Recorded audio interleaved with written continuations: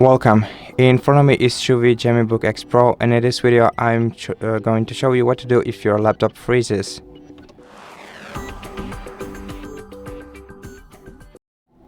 So in case your device's display is frozen, we first have to indicate whether it's frozen fully or partially, and in order to do this, use the shortcuts of 3 keys on your laptop's keyboard, which are Ctrl Alt Delete buttons. Press them all together, and if you see a screen like this,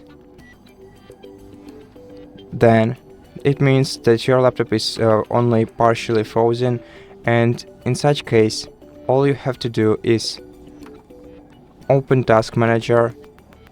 Then let's pretend that this browser application is causing our device to freeze. In such case, right click the browser application, then select End Task, and this way you will turn off the browser.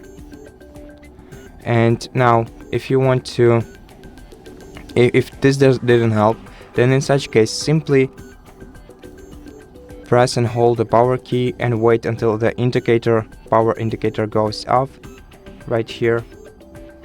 Usually it takes about 15 seconds of holding the power key for this to happen, and once the power indicator turns off, you can short press the power button once again in order to make it turn on, and this way you will force restart your laptop.